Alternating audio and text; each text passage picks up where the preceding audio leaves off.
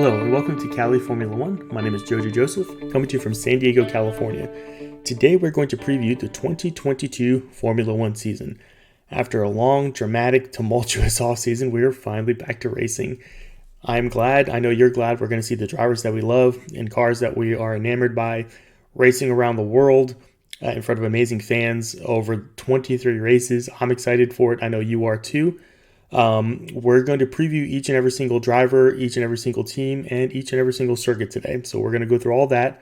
First off, I want to welcome all the new listeners who are listening in. Just to give you a brief overview for you, since we're starting a new season, this is the Formula One perspective of an average Joe. This is not going to be a highly technical talk. If you're looking for that, there's some great podcasts, but I encourage you to listen in just because we're just going to kind of go through news every week. We're going to recap every single race, kind of talk through what's been going on in Formula One world and a little bit beyond. And we've built out a really good following. We've had listeners in over 66 countries now, which is pretty insane after 1 year. And I'm glad that you're here. Please feel free to subscribe, tell your friends, let everyone know, send feedback. We just built out a new website, Califormula1.com, which we're going to be using to spearhead growing this podcast. So excited for this season. Hopefully, as Formula One grows, this podcast grows as well. And I'm excited to bring you on the journey with me. So jumping into the season, we are going to start off with some pretty dramatic news. I know we talked about putting drama behind us, but some of it seems to be carrying over into this season. So the big change going on this year is Haas with their drivers. So as I mentioned in the previous podcast, there was a situation with Russia invading Ukraine. There's been sanctions on Russia in terms of their money, and some of that money is tied into Formula One sponsorships, most prominently the Haas F1 team and their Uralkali sponsorship. Dmitry Mazepin, the owner of that company, has a son, Nikita Mazepin, who was tied to that sponsorship money. And now that that money is gone, Nikita Mazepin is out of a job. He is no longer going to be driving for Haas. Now, I know people have very strong opinions on this, and some people say, well, he's being picked on because of his nationality or because of his father. But at the end of the day, cash is king, and Nikita lost his seat because he was tied to money. Pay drivers are part of Formula One. I know some people hate them. For me, I look at it and say, you know what? It's part of the business now. So you have to expect the fact that there are going to be people that are going to pay to bring drivers along, whether it's part of a sponsorship or a family package or whoever. There's going to be nepotism involved, whether that's fair or not. But also when that money disappears, that means the driver, if they got the talent to back it up, they're at risk of losing their job. And Nikita has not shown any demonstrable amount of talent to keep a Formula One seat, to be completely frank. He was not very good last year. He wasn't showing anything different so far in what we've seen. So, it stinks for Haas. They're already having troubles getting their car up to speed in Barcelona, and they had issues bringing the car out here to Bahrain, and they were already dealing with the sponsorship issue. So to switch up, obviously was not ideal for them. Now, not ideal, but they brought in an ideal driver to correct that situation in Kevin Magnussen, the old Haas driver who has a wealth of Formula One experience, has come back, replacing the man that replaced him. And Kevin is signed on a multi-year contract. That's, I think, the most surprising thing is not the fact that they brought him back. They were going to bring back someone experienced with the team, but they signed him to a multi-year contract. Haas, as we know, did not invest anything into their car last year, which is why they're a perpetual backmarker. And then bringing in that money, investing in the car, and now bringing in an experienced driver who's going to be able to take them to the next level. But it seems like they're very intent on keeping someone there that's not going to jump ship, that's not going to be poached by another team, that's going to continually give input and show a steady, consistent performance. And I think that's what they need more than anything, experience and consistency, which is what they had before they got Nikita Mazepin with their team. So I think they're going back and saying, okay, we're going to get a good driver. We're going to get his feedback. Now, Haas infamously ignored his feedback a few years ago, and that cost them dearly. So hopefully they're going to listen to him now and learn to build the car. I think that Kevin is going to do great things for that team, whether that's going to result in podiums or not. I don't think that's going to be the case this year, to be honest with you. But I do think you're going to see better performance in qualifying. You're going to see him get out of Q3. You're going to see him, just not falling seconds off the pace within a couple laps of a race. I think you're going to see good things from Kevin, and you're going to see also a leadership standpoint coming from him, showing how to drive, namely Mick Schumacher, his teammate. The question that I'm going to have is Kevin and Mick going to vibe well? Is Kevin going to be the A driver, or is he going to help Mick Schumacher become the A driver? And that's a very important question. Mick is going to be the future of the team. Hopefully they get to keep him around. So is Kevin going to be, the person saying, okay, here, this is what you need to do, and they're going to still prop Mick up to be the best driver? Or are they going to say, nope, Mick, just drive, and Kevin's going to do his thing? It's going to be an interesting dynamic, to say the least, because last year there was drama between Nikita bringing in money, but Haas was saying, well, Mick, we're going to give you all the upgrades and have you drive and give you preference, and that caused a little bit of drama. Now, the Kevin coming in, he's going to have technical input on what to do. The question is, are they going to take that technical input and apply it to Mick Schumacher's car before Kevin? So that's going to be interesting to see, but I'm not expecting too much from Haas as far as performance. I'm hoping they do have a couple surprises along the way. And that, being an American team, I obviously want them to do very well, but we'll see what they do. But that being said, I think they're finally trending in a good direction. I think that the Uralkali sponsorship and Nikita Mazepin was just bad juju all around. I mean, and this is pre, Russia invasion. I just think it was not a good fit. Nikita was not a good driver. The sponsorship, it's an American team. You're trying to tap into the American market, and you have a Russian flag livery. That just doesn't bode well, and it's not anything anti-Russian. It's just, more pro-American. You want to have a team that's geared toward American audiences and fans, and they were not doing that at all. And that's just money on the table right there. So I think they're on a good track. We'll see how they do. I'm cautiously optimistic.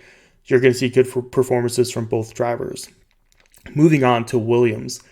Williams is bringing back, speaking of paid drivers, Nicholas Latifi. Nicholas, the Canadian driver, is going to be the senior man now at Williams. He's in a unique spot because, he's lost his much better teammate, George Russell, to bigger and better things.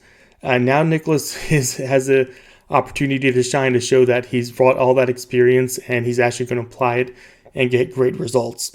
His work is cut out for him because his new teammate is going to be Alexander Albon.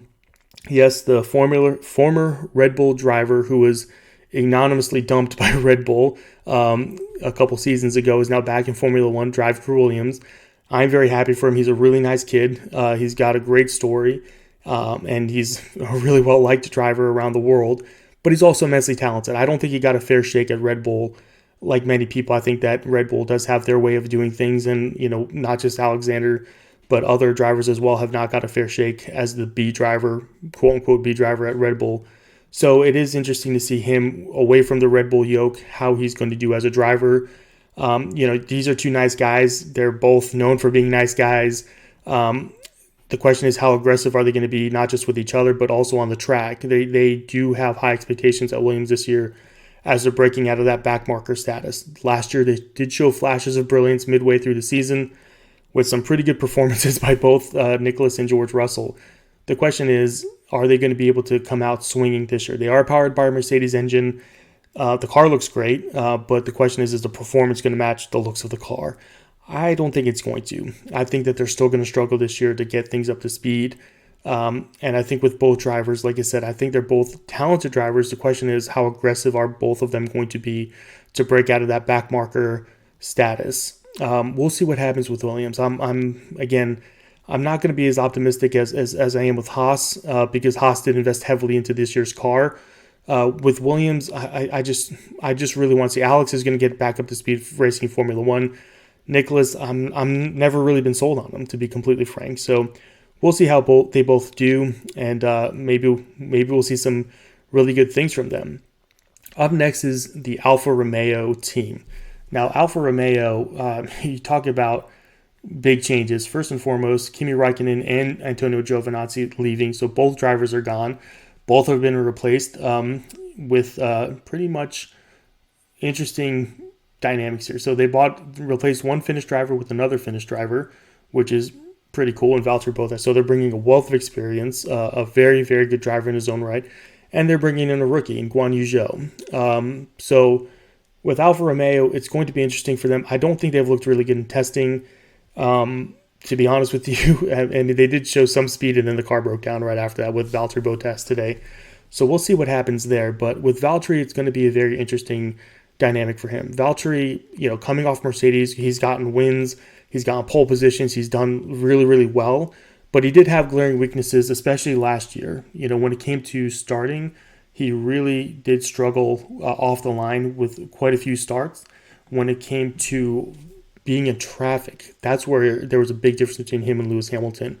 When he got caught up in dirty air, he really seemed to struggle. Now, he's going to be in a lot of dirty air this year. He's going to be behind a lot of cars in that Alpha. So the question is he going to be able to close with and pass a lot of his competitors? This is going to be interesting for him. Now, he's going to be there for a few years. And again, Alpha has brought him on board, just like Kevin Magnussen, on a multi-year, just to kind of make sure that he guides them through this development process for their cars. So that's good for him. But the question is, with these new regulations, it's going to be easier to drive in dirty air, but how is he going to adapt? Because that has been his weakness for a very long time. He's a very smart driver. He's a very methodical driver. He's not an emotional driver. As we've seen, he's very, very logical in his way of approaching things. But that being said, when things do get a little bit hairy, he has been prone to then completely break down and make mistakes. So we'll see how he does. I'm cautiously optimistic. I'm using that word a lot, cautiously. But I think that he'll show really flashes of why he's such a great driver. But I think being caught in traffic, it's really going to challenge his skills. And hopefully he's going to be able to overcome some of the deficiencies that he had at Mercedes, and be able to take Alfa Romeo up into where they need to be. His partner, Guan Yu Zhou, the Chinese driver, is going to be a rookie.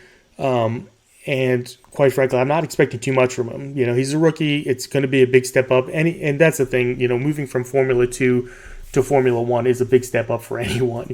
People don't realize, this is not like going from, a minor league sports team up one. It's a pretty big jump up. And so that's kind of interesting for him because I think, we're not expecting too much from him. It's going to be, here's the car, here's what you could do. Let's see how well you do. Qualifying is going to be, I think, more important than race day for him. Trying not to make mistakes, trying to, just get used to the grind of things.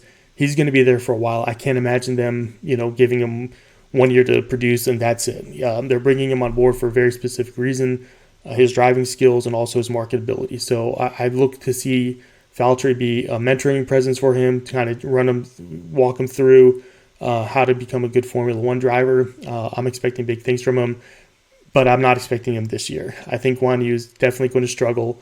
I would be very surprised if he's able to break out of Q3 initially, but definitely, moving toward the middle of the pack. It would be surprising. I wouldn't hold it against him if he doesn't do that.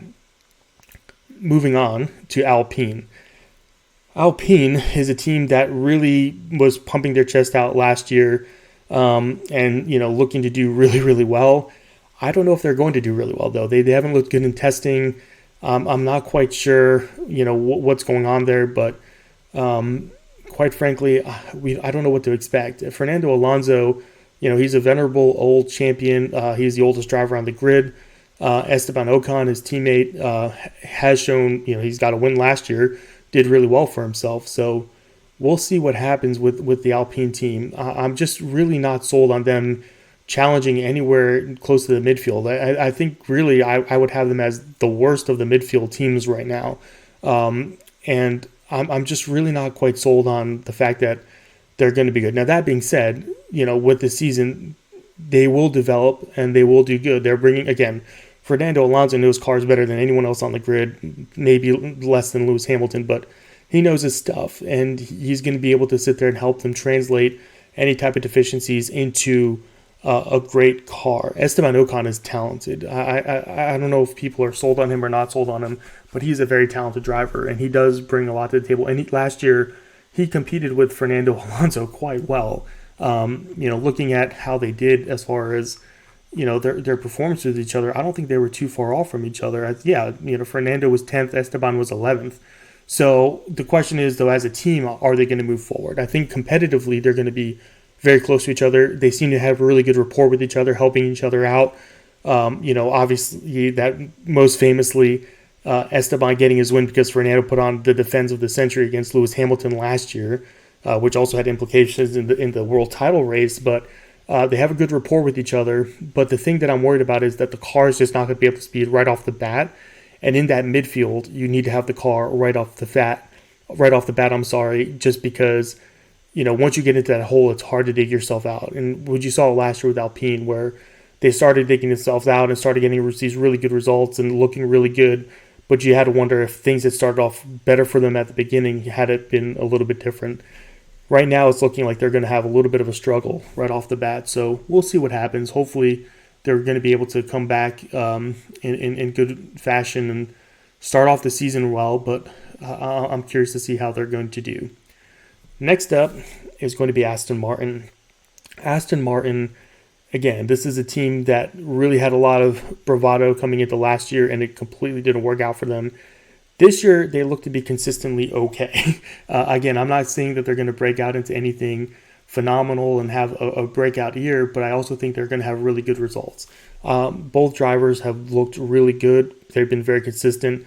They had some issues in testing with reliability, but I think they're going to get that sorted out. I'm pretty sure they'll get that sorted out. Now, is that going to translate into performance? I don't know. But Sebastian Vettel, the four-time champion, is going to bring his experience. He's going to come, out swinging. The question is the drive still there? Something I asked last year is, does he have the same drive that he had when he was with Red Bull? Or is he just kind of enjoying the show? But we'll see what happens. I think that he's going to really, surprise a lot of people. I'm going to predict a podium or two for Sebastian this year, just because I know he's getting able to do it. I'm also going to predict podiums for Lance Stroll. Lance is, he's a paid driver, as we've talked about, paid driver. He's also a very improved driver year over year. He does really well, but he's quietly doing his job. He's not a one to be big on bravado or talking a lot. He just quietly does his job. The question is he going to be able to push himself into that upper level? I don't know if that's going to happen this year, but I do think it's not just going to be Sebastian getting podiums. I think Lance is going to end up on a podium or two this year as well. I'm cautiously optimistic. I need to just stop saying that. I'm pretty sure that he's going to get up there into a podium and show really good work for the Aston Martin team. But that being said, I still have them as the mid of the midfield as of yet. So we'll see what happens there. Now, up next is Alpha Tauri. To be completely honest, Alpha Tauri, Aston Martin, and Alpine, the 3As, this could be a wash any other way. But the reason why I'm putting Alpha Tauri above them right now is because of the car that they have, and that Alpha Tauri Red Bull looks really good. And I think it looks really good. I think it's driving really well. And I think that pound for pound, they're going to be more consistent this year. One of the reasons they're going to be consistent, not just because of the cars, because of the drivers too. So Pierre Gasly, I think the world of him. I think that he is in a very good spot. He's in a very happy place driving-wise. I think there's nowhere to go but up for him this year. And I think that what's going to help him is that his teammate has a lot more experience under his belt. Yuki Tsunoda was a rookie last year, and he had his ups and downs, and quite a few downs here along the way. But I think that he has worked very hard in the offseason, and I think you're going to see a Yuki Tsunoda that's going to surprise a lot of his detractors. I think that he's going to show up, and he's going to put out really good performances this year. For Pierre, I can imagine Pierre being on podium a few times this year, and not just because of lucky circumstances here or there. I think Pierre is genuinely going to get great race pace. He's going to have great qualifying and qualifying sessions, and he's going to sit there and challenge some of the top leaders to get onto the podium this year. I think Yuki, I don't know if he's going to be able to quite get that high, but I also think he's going to surprise a fellow fan or two here with how he does. I'm really excited to see how he does. He's really grown on me as a driver, and just to see him develop. So really excited to see what he does. I'm really high up on Alpha Tauri, though. I think that this is a team that's quite frankly going to do really well. And that's also going to benefit their sister team, Red Bull, because now they're going to have 4 drivers that I think are going to be toward the top of the grid. That's going to factor in a lot as far as strategy, as far as helping each other out. But on the flip side of things, when it comes to Alpha Tauri, how much are they going to be able to run loose on their own? are they going to be actually be able to challenge their sister team with Red Bull? And more specifically, are they going to be able to challenge other drivers more than helping their sister team win races? So that's going to be an interesting question, but we'll see how it works once it plays out. I can't imagine them holding Pierre back too much, though, just because he does have the ability to rack up points, and I just can't imagine them working against that. Moving on, we are going to go talk about the Ferrari team. Actually, you know what? Before we go to Ferrari, we're going to go to McLaren. McLaren, Mercedes. McLaren is going to be interesting this year. A lot of talk, a lot of great things going on to them. And then it seems coming into testing, they struggled with reliability. They struggled with brakes. Daniel Ricciardo caught COVID and was knocked out of testing. He should be back for the race. Can't imagine him not being able to make the race. But that being said, it's going to be very, very tough, him missing out on testing. And McLaren showing major reliability issues. They are a team that will look to fix those issues, but coming off the bat, I just don't know if they're going to be able to hang with the top three, and that's going to be very, very hard for them to do. They have the drivers for it. For Daniel Ricciardo, I'm kind of in an interesting spot for him. He traditionally has been one of my favorite drivers. Last year, I did criticize him quite a bit because it seemed like he was more focused on personal branding as opposed to racing. Whether that's fair or not, because he did struggle at the beginning of the season and then he seemed to find his form. He got that win. He got that McLaren 1-2, which was the highlight of their season. But then he didn't seem to do too well right after that, which was a little bit on the, just fell off the pace right after that. And so it was a bit of a, even though he got a win, I just don't feel it was a good season for him, and especially being outperformed by a younger driver. So I don't know. Like I said, I love his personality, but it seemed like times last year he was more interested in branding that personality, gearing toward an American audience. I don't know if he's going to end up in NASCAR or something like that, but he really didn't seem to be quite all there as a driver. And I wonder this year what Daniel Ricciardo we're going to get. Are we going to get that very hungry driver that's a late breaker, going into turns that will sit there and just completely just be a monster and a beast, even behind the smile, he is a beast of a driver? Or are we going to get the Daniel Ricciardo who's going, I'm struggling, we're going to figure stuff out. By the way, check out this viral moment that's going to, get impressions or something like that. That's what I'm interested to see. Like, which driver are we going to get? I'm hoping we get the second one, the beast, and not the personal branding driver. So we'll see what happens there. But his teammate is definitely setting high sights this year. Lando Norris is going to come out swinging. And whether McLaren does struggle with reliability issues or not, you're going to see a very aggressive Lando Norris. This kid had 3 podiums to start off the year. I mean, before Hungary, he had, I think he only had 1 race not in the top 5. So he had a whole bunch of top 5 finishes, 3 podiums, looked pretty amazing. And then he had, unfortunately for him, he finished second in Italy behind Daniel Ricciardo. And then the next race was the tragedy of Russia. He went into that Russian Grand Prix, and as we all know, the rain came and he made the bad decision. Never really quite recovered after that. But that might be just being young and just letting things affect him. I do think that he's going to come back very strong this year and he's going to put in great results. I do think that he's not going to sit there and say, I'm going to let Daniel Ricciardo outperform me. I think he's a very competitive kid. I think he's going to really put his elbows out and show why he's going to be a great winner this year. And I'm saying winner because I do think if McLaren gets their issues sorted out, he is going to be a winner for that team. He's going to come out and do really good things. He's definitely going to get podiums this year. He's definitely going to show what he can do. And really, though, it comes down to, for him, the car. I think that once they get those reliability issues come out, he's going to be a force to be reckoned with. And I'm excited to see what he does. Now, moving into the top 3. I was flirting on how to put these top 3 together and without, alienating any part of the listener group here. So instead, what I'm just going to do, I just randomly threw three names out of a hat, and we're just going to go from there. So I'm going to start off with Mercedes, the reigning constructor champion.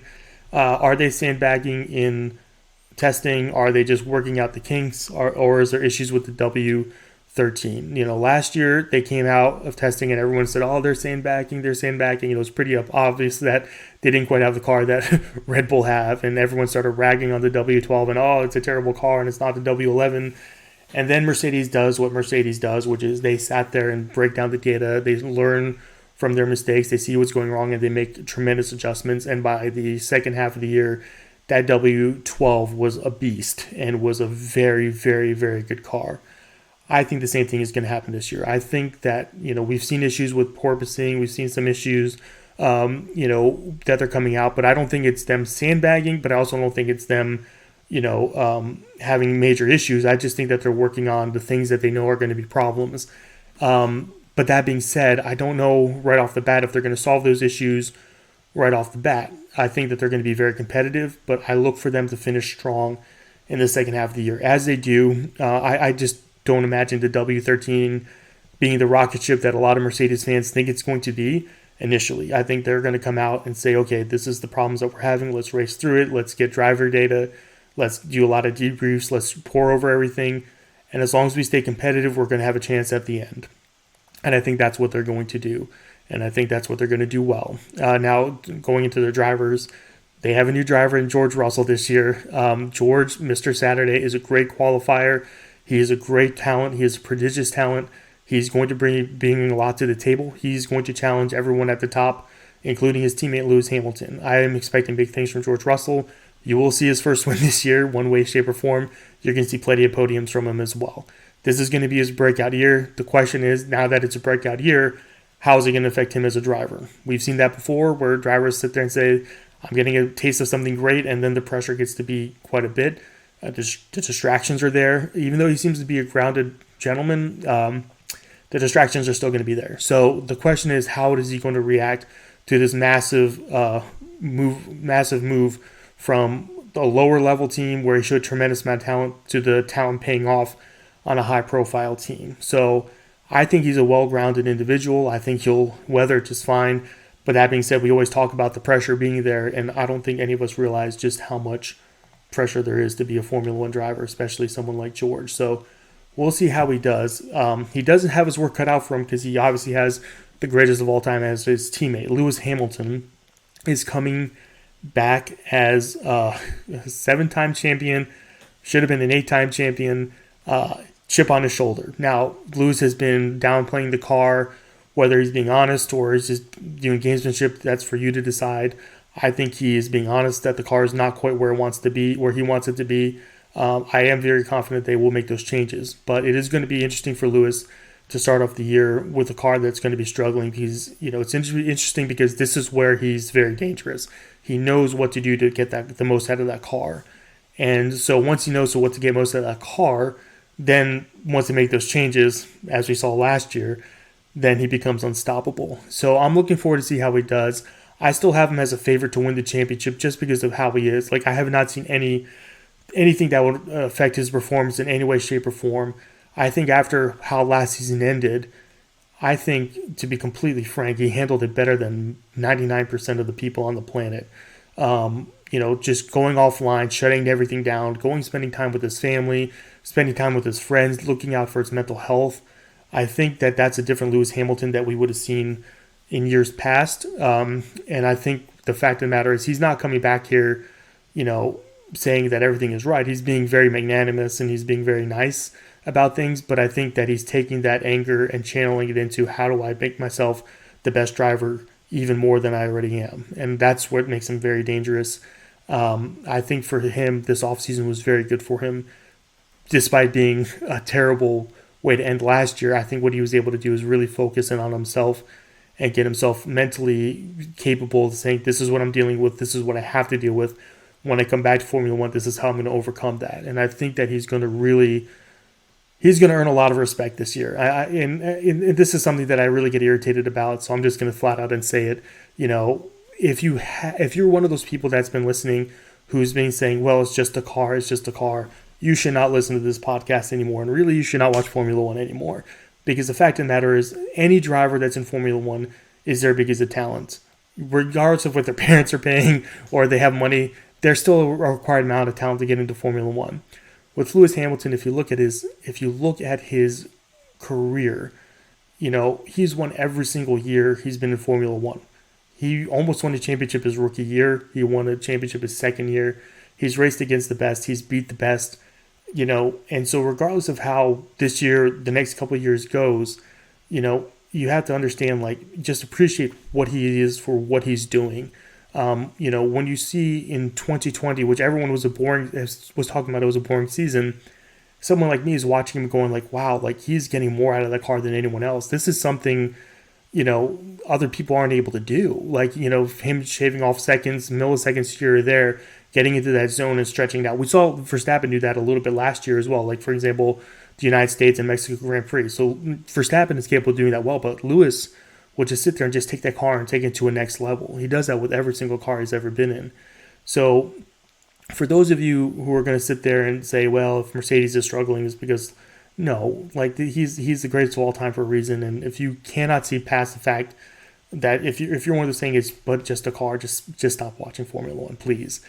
He's the greatest of all time. He's going to be phenomenal this year. He's going to break even more records and separate himself more from the people who he's competing with, both on the track right now and the people in history that he shares the greatest of all time title with.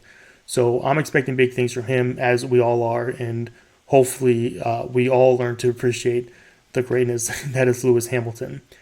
Moving on to his rival team and Mercedes' rival team, Red Bull Racing. I mean, these guys are coming off a championship-winning racing year, but also not winning the Constructors' Championship. So you know that they are not going to be very content until they get that as well.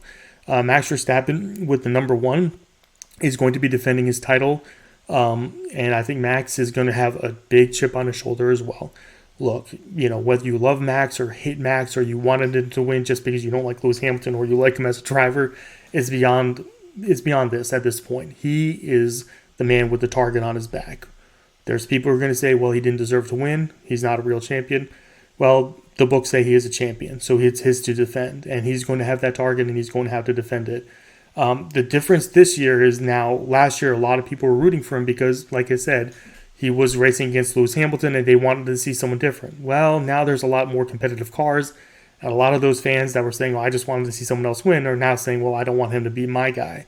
So for Max, the pressure is going to ramp up. It hasn't quite ramped up quite yet, I don't think. But once the flag drops in Bahrain and you see other teams and other drivers being competitive with him, that's going to be very interesting for him and how he reacts.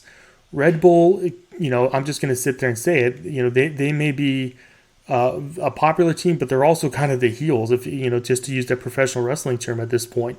They are really going out there and just they're using the cameras and they're using the microphones to put out their messaging, and that messaging is, they're not there to be liked, to be completely honest. And that means some people are really going to like them because of that. Other people are just not going to like them, period. But they're going to get in front of the camera. They're going to be talking a lot. They're going to be sitting there trying to force their narrative one way or the other. And Max Verstappen is going to be the person that they're going to be protecting as far as how he's going to be perceived and how he's going to be racing. For Max, he does have to come to terms with the fact that he was criticized for his wheel-to-wheel racing. As far as his prodigious talent, it's there. There's no doubt that it's there, but there was also irregularities in his talent wheel-to-wheel last year at the end of the season. And they weren't addressed at the end of the season. And granted, now it's going to be more tight as far as competition. It's not going to be a 1-2. There's going to be 3 or 4 people competing with them. So there's going to be a lot more pressure for him to sit there and race clean, but also race hard at the same time. So we'll see how he does. I'm expecting him to do really well. I do have him predicted to win the championship this year. Yes, you heard it here from me. I am predicting him to do that. Taking a very long, hard look, I had to remove my fandom from the equation, and I just think that Red Bull does look like a beast this year. I think they're going to come out swinging really, really hard this year. And I think they've got things locked in to the point where I think Max does have the inside path for the championship. Now, that being said, I still think Lewis or a Ferrari driver will challenge him. It's going to be a very tight race, but I do have Max winning the championship this year. His teammate Sergio Perez is going to be a big part of that. Now, Sergio, let's be honest, he's a B driver. For Sergio, his goal this year is just to make sure he's at the front of the pack at the start of the race, not halfway through the race because he's qualified so badly. Sergio on race day is amazing. He's done amazing things racing-wise on race day. Qualifying-wise, he struggled terribly last year. Just wasn't quite there. And it's kind of it's funny because it's the opposite of Bottas. Bottas qualified great, but then during the race, had severe deficiencies where Sergio, aka the Minister of Defense, would have some great moments in the race, but he had to get himself into that spot first. I think Red Bull is going to focus on getting him in a good qualifying spot, so he's going to be up at the top of the grid. I think that he's going to come out really well this year and be at the top of the grid, and that's going to make Red Bull a very, very tough team to compete with. Now, the other thing that benefits Red Bull is, as I mentioned, Alpha Tauri doing good. So it's not like they just have two teammates. They also have a second team there. Now, whether that's fair or not, and there's been plenty of discussion whether that's fair or not, that's up to you to decide. I don't think it's the worst thing in the world, but I also don't think it can be sporting. So for me, for example, I don't want to see Pierre sit there and say, this is not my race, even though it clearly is his race. I don't want to see Yuki Tsunoda saying, I'm being used to block people when I really need to be racing. But that does benefit Red Bull regardless of what you think about it, because if they could get Sergio Perez up there, then they're going to have three people benefiting one driver. Now, the question, though, is for Sergio is if he's out qualifying Max or getting in a position where he could run races, is Red Bull going to sit there and say, okay, well, then you go in, or are they just going to prop Max up and just have Max take all the glory? That's happened before. That's happened when Max was partnered with Daniel Ricciardo. That's happened when Max was partnered with Pierre Gasly, and that's happened when Max was paired with Alex Albon. So the question for the Red Bull team is, are they going to sit there and treat both drivers equally if they're on equal levels? But for Sergio, he needs to get to that level first where he's qualifying as good as Max for that to even be a question. Last up, we're going to talk about the Ferrari team. Ferrari consistently had the two best drivers pound for pound last year as far as performance. They both qualified great. They both ended up within points of each other. I know Valtteri did pretty good too, and was close. Was third as far as with Lewis, but Sergio and Carlos were closer to each other. They both had tremendous performances last year. I mean, they Lando managed to sneak in between them, but really, these are two drivers that really just consistently put in great effort, and Ferrari used that to build out a great car for them. And Ferrari looks like they're going to have a great car for them. They're looking great in testing. They're looking very consistent. They're looking cool, calm, and collected. And really, the question I just have is which one is going to win? Which one is going to do good? Which one is going to look good? How are they, going to compete with each other from the standpoint of, who's going to be elevated number one? I really can't say. Charles has definitely been the A driver before, but with Carlos, he's been doing consistently well. Who are they going to favor one? Are they going to just let them both race? Are they just going to sit there and come up with, well, now it's your turn, or if this, then that? Who knows what's going to happen? But I just do know that you're going to see a lot of wins and a lot of podiums this year. I think there's going to be a lot of excitement from the Tifosi and a well-deserved excitement from them because you're going to see Ferrari dominate. I do think it's going to be a three-horse race. I think it's going to be between Mercedes, Red Bull, and Ferrari. It's going to be an interesting three-horse race between all of them. I do give the advantage to Red Bull. Like I said, I think that they've built a really good car. They have a backup team behind them. So that's why I'm giving them the advantage and giving Max the advantage. I do think that Mercedes will be the best two team, but I still think, they're still going to have a really good chance. I'm not, wiping them out off the championship, but Lewis will definitely challenge for a title because he's Lewis Hamilton. Mercedes will make great adjustments throughout the year, which will bring them home strong. For Ferrari, I do think they're going to win titles. Whether they're going to win the championship, though, that's another question. Just because while the drivers are there consistently, the car looks good. How are they going to adjust through the long term of the season? It is a long season for them. And while we've seen Red Bull and Mercedes do that over the last 2 years, where they've been able to stretch out their team and get performances late into the season, with Ferrari, we haven't seen that yet. So that's why I'm not really completely sold on them, and that's why I'm going to have them at number 3. So yeah, my prediction would be Red Bull, Mercedes, and then Ferrari. If you disagree with that, feel free to tell me. Just don't unsubscribe, because I know I have a few Ferrari and Lewis Hamilton fans listening in. Jumping into the schedule, so the biggest thing that we need to talk about right now for the schedule is Russia. Russia was dropped, just like Nikita Mazepin, this year off the schedule. It was going to happen. They were not going to sit there and have them race in Russia, so that's really not a surprise. The question is, who's going to what circuit is going to replace Russia at this point? So there's supposed to be 23 races. They're still going to have 23 races. The question is, which one is going to be filled in for Russia? It's not going to be Qatar. Qatar is dropped off this year because of the World Cup, so Qatar will not be on this year. It's not going to be China. China was dropped because of COVID, so they're not going to be coming back. So the question is it going to be another race in Austria, like a Styrian Grand Prix? Is it going to be in Turkey, which would be really fun to see turn 8 in Turkey? Or is it going to be Portugal, which is really popular? I know there's a big push to have a race in South Africa. I really wish they have a race in South Africa. I just don't know if that circuit is really ready just yet on last minute to get that done. But that being said, I'm going to just kind of real quick opine on the fact that there's talk about adding a third American race. I think they need to add a race in Africa before they add a third American race. And I'm American, so I do think that you need to sit there and make it a global sport, a truly global sport. You need to be racing on all the continents if you really are serious about we race as one and we want to spread the word on Formula One and go different places. You can make it happen in South Africa, and I think that they really need to figure out a way to get a race there. But moving into the schedule now, going through, so we're starting off in Bahrain. Bahrain should be a fun circuit in Sakir. This is where you're going to see whether the cars are really good or not. Now, people talk about testing. What does testing mean and how does everything look? For me, Q3 this Saturday is when you're going to see which cars are good and which cars need to work on things. That's when you're going to sit there and say, that is going to be a winner. They need to work. Holy moly, they messed up really bad. And Bahrain, I'm pretty excited about that. It should be a really fun drive. Should be a great opening to the season. And so I'm pretty excited to see what they do.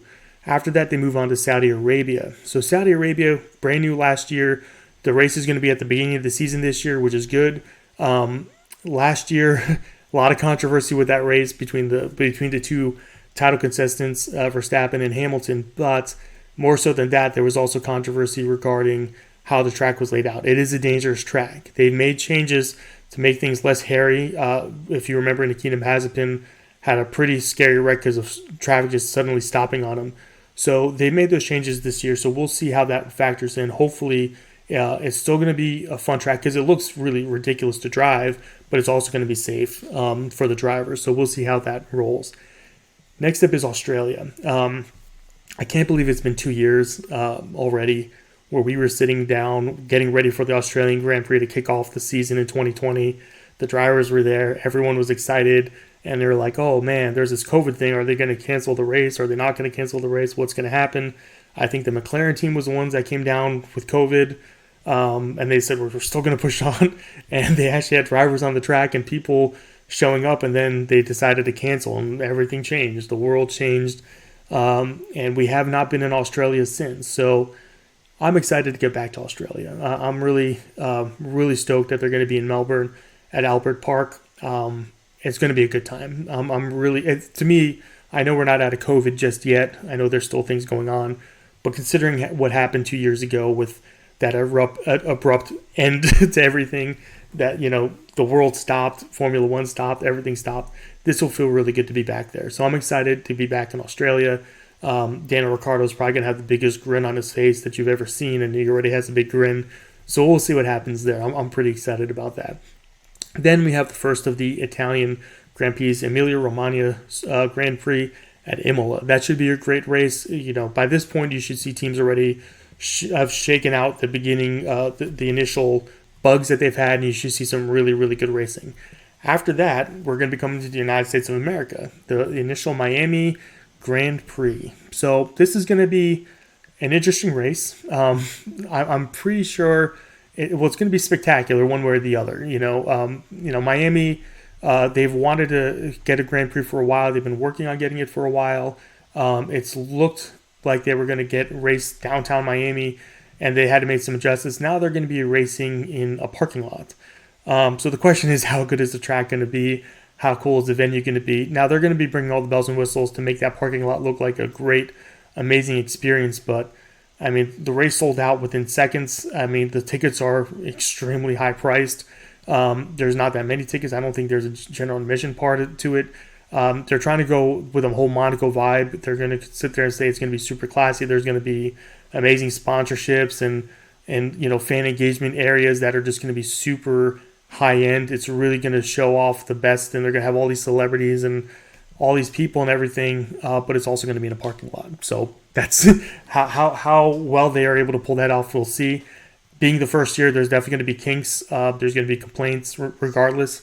But we'll see. We'll see what happens. Now, the thing with Miami is, as I mentioned, that they're going to really have to knock this one out of the park, because the rumors are that Formula One is looking to bring a race to Las Vegas. Now, if you're looking at being dramatic and being glamorous, I mean, Las Vegas is about as dramatic and glamorous as the United States will get. So to have 3 races here, again, I wish that they would race in South Africa first. But the fact of the matter is, for Miami, they really need to come out and hit this one out of the park, because, Austin is a pretty popular spot, and it's really popular with the drivers. Circuit of the Americas is a really good track for racing, which, again, I think Formula One, they may not sit there and say it's glamorous Miami or Las Vegas, but it's still a great track for racing.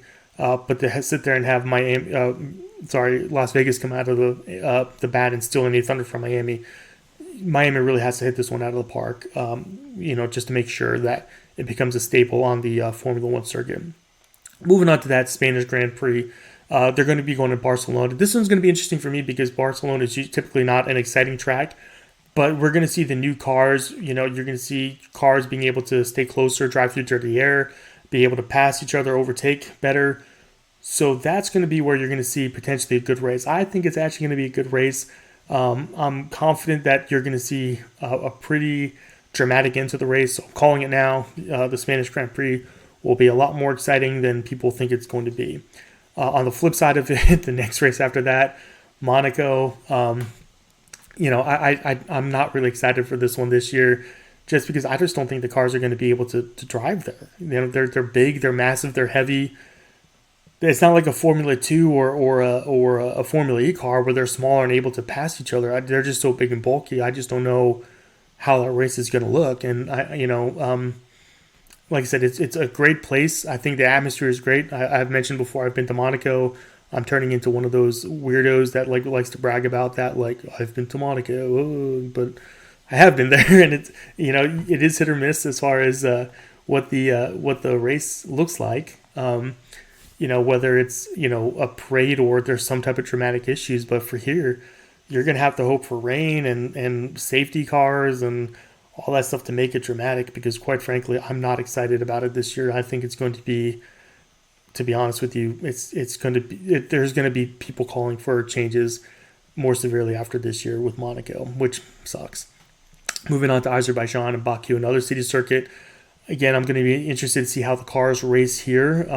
Baku, though, offers a lot of dramatic moments anyway because of the tight walls.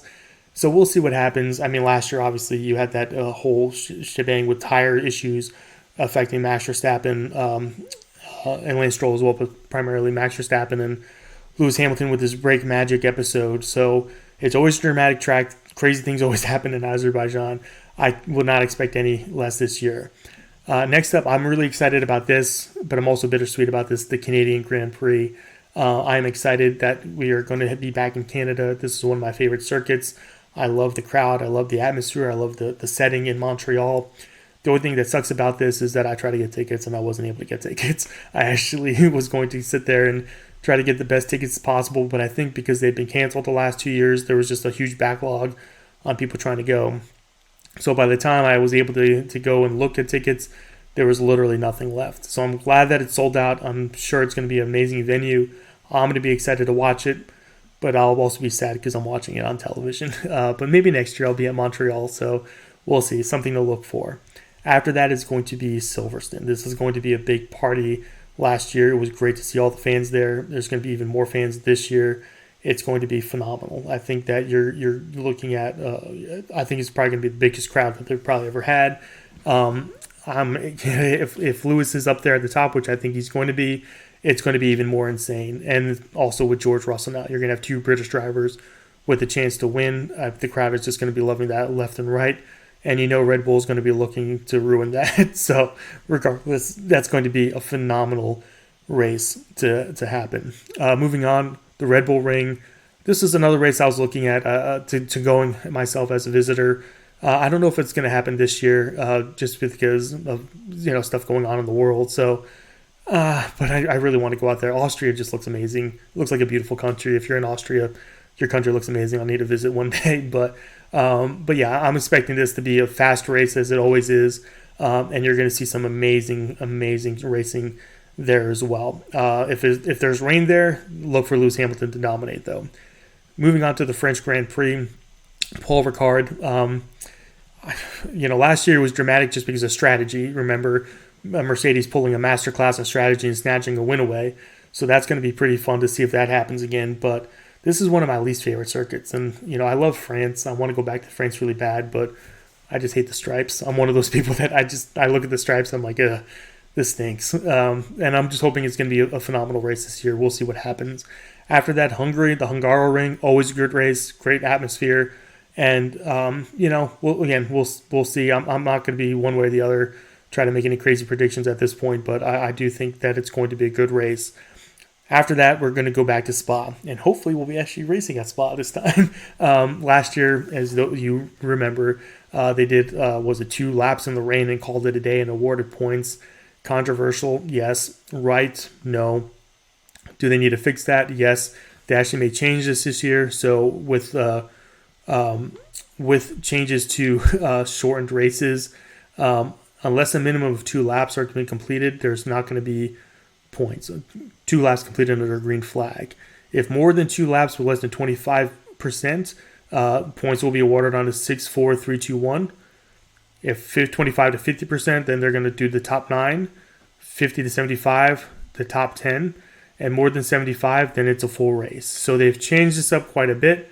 So for those of you who are Mercedes fans, who are Lewis Hamilton fans, yes, no points unless a minimum of 2 laps completed under green flag conditions. Yes, I know you're going to be mad because you're thinking about last year going, well, they never should have raced and points shouldn't have been given and Max shouldn't be a champion, but they did. And so that's why they made the changes this year. They can't retroactively go back, so they're going to make the changes this year. And it's going to be a benefit to the fans because, quite frankly, what happened last year in Belgium, it's a phenomenal track. I love Eau Rouge. Eau Rouge, I messed that up completely. I'm messing up. Last week I was messing up high heels, and now I'm messing up Belgian landmarks. But yes, I would love to sit there one day and I'll get the pronunciation right. But I do want to go to Spa so bad. It looks like such a great circuit. I love the layout. I love the surrounding areas with all the trees and everything.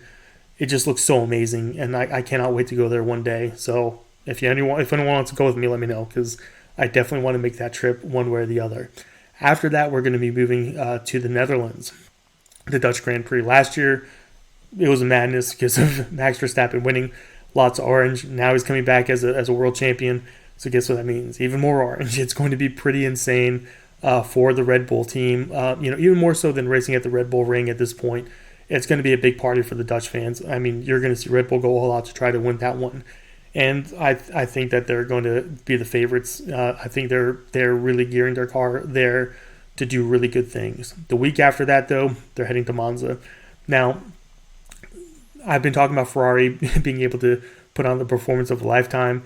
They're definitely going to try everything to get a 1-2 at this race, without a doubt. I can't imagine Ferrari not winning this race after all they've been through. Flashes of brilliance from time to time, but really, I think it hurts for them to sit there and say we're not in the top 2 or we're not the top team. I really do think that they're going to come back and they're going to get a win either at Imola, but I definitely think they're going to get a win at Monza. I really think so. Whether it's going to be Charles or Carlos, who knows, but I'm calling it. I think that the Italian Grand Prix will be a lot of fun for people wearing that Ferrari red. After that, we're done with the Europe. That is the end of the European leg, and we are moving overseas. By overseas, I mean to a different continent, because really everywhere is overseas. But anyway, I digress. Moving on to Singapore, another race that's been off the schedule because of COVID. Back in Singapore, I love this circuit. I would love to go there one day. I'm going to have to make a lot more money to go there one day, but it looks so much fun. And what I love about this race is, racing under the lights is great, but racing under the lights at Singapore, I think, is amazing. I think these cars look so good. And, the liveries this year look amazing. I think they're going to be really, really nice in under the lights in Singapore, under the fireworks and everything. I'm excited for it. I don't really care what time it is. I think it's like early in the morning here in California, but I don't care. This is, I think, aesthetically, it's one of my favorite races to see. I love how everything looks. So I can't wait to get there one day. Next up is the Japanese Grand Prix, Yuki Tsunoda's race. He's excited for this. You knew last year he was very heartbroken because they were not able to race. It was on the schedule, but then they had to remove it because of COVID. It was disappointing for him. You know that he's going to do everything possible to win this race. Not win this race. He's not going to win. Sorry, but to have a good showing in this race. If he wins the race, that'll be probably the story of the year. But yeah, I'm a big fan of Suzuka. I think it's such a phenomenal track. It's a historical track. I can't wait to see this race in person one day.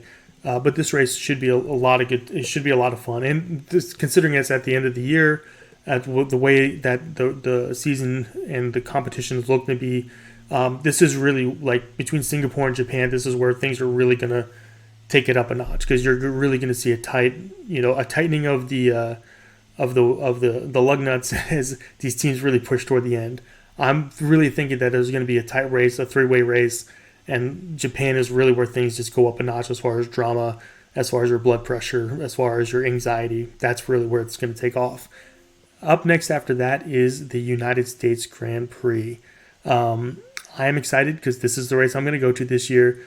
I'm more excited about the fact that I'm going to be hanging out with some pretty cool people. So if you're listening and you're one of those people that's going to be hanging out with, I can't wait to hang out with you guys and meet you all in person. So it should be a really good time. But this race should be a lot of fun. It's, again, toward the tail end of the year.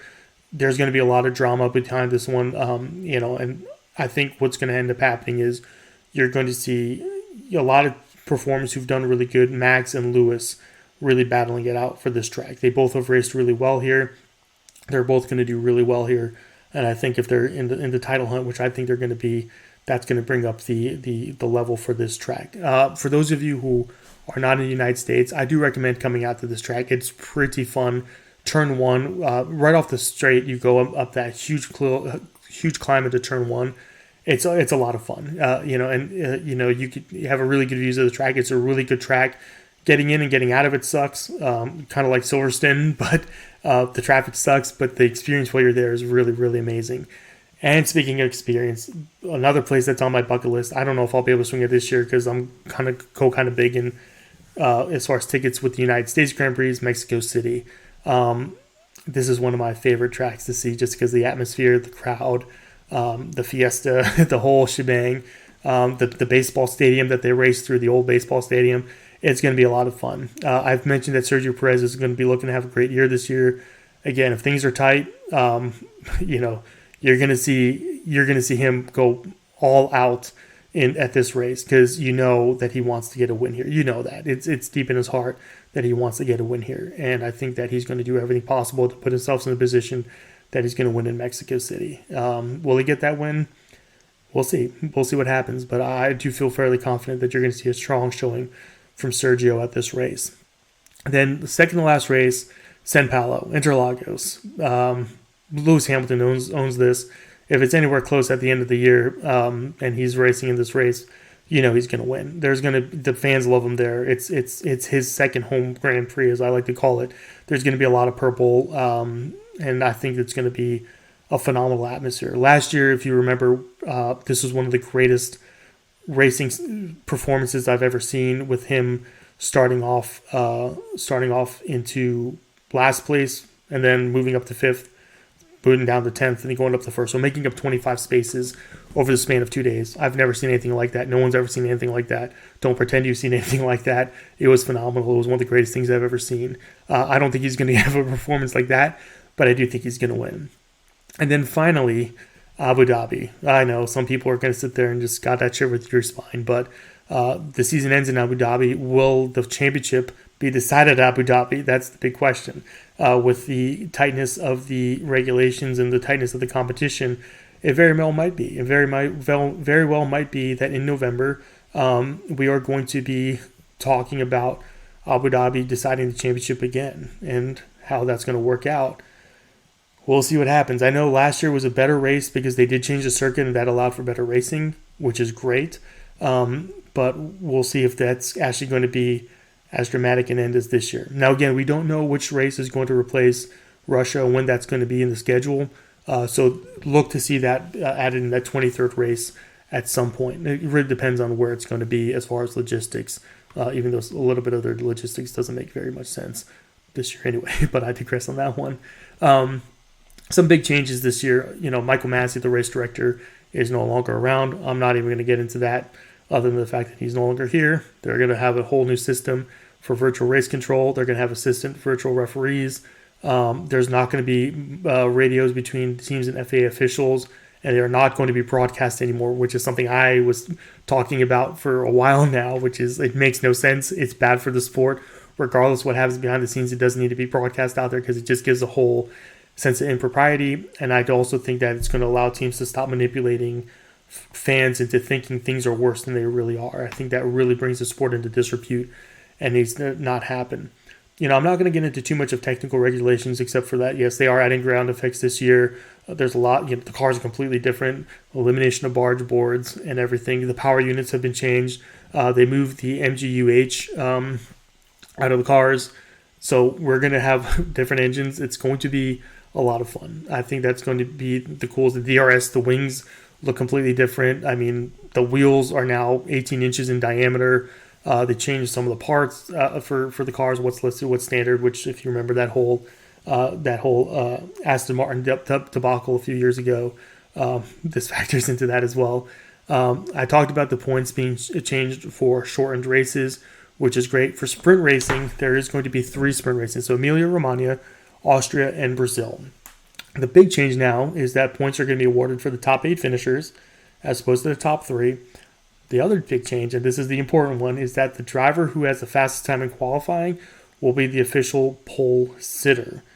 And then the winner of the sprint will have the right to start the Grand Prix from the first place. This is important for points because, qualifying on pole, you should, be able to sit there and say, I am the pole sitter. That is my credit. You did finish first in the pole, and that should be credited toward you. It shouldn't be like I finished in pole position and then, maybe we had some weird thing happen during the sprint race and now I'm not the pole sitter. That doesn't make any sense. So they didn't make that change as far as how they classify that one. Safety rules have been changed as far as safety cars. I'm just going to read this to you. In light of the controversy surrounding the safety car, procedures for the safety car restart have changed. Rather than waiting until the lap after the last car hasn't lapped itself from the leader, the safety car will now be withdrawn 1 lap after the instruction that lapped cars may unlap themselves has been given. So for you Mercedes fans, don't let your blood pressure go up. And also starting tire choice has also changed. Before, if you made it into Q3, you were set on your tires. That's been scrapped. Now all drivers have free choice of a starting tire on Sunday for all the races. So that's going to be a big change too as far as strategy for qualifying. So that's what we have so far. I mean, there's a lot there. We've talked for quite a bit. We're going on to an hour now. So thank you for all of you who've weathered the storm. But like I said, I'm glad for this season. I'm excited that we're getting back to racing. Thank you again for all our listeners. Please let your friends know. Please feel free to subscribe. I have a website now that's linked up to this podcast, Califormula1.com. There is a contact form in there. So if you have feedback, whether it's good, whether it's constructive, or even if it's negative, feel free to fill out the form and send it to me. I will be checking that. If you have suggestions for the show, please send that as well. As I mentioned earlier, we are going to be looking to have guests on this show, whether it's people who are technical experts or people who I picked up as friends along the way, or even Los Angeles Clippers fans, or not Clippers fans. Well, they are Clippers fans, but they're saying they're Lakers fans. You know who they are. But anyway, we're bringing on some really cool people on board. I'm excited to get some guests on here. I just have to work out the logistics of figuring out how to record them a conversation, and to be able to import this with my rinky-dink setup. So we'll see what happens there.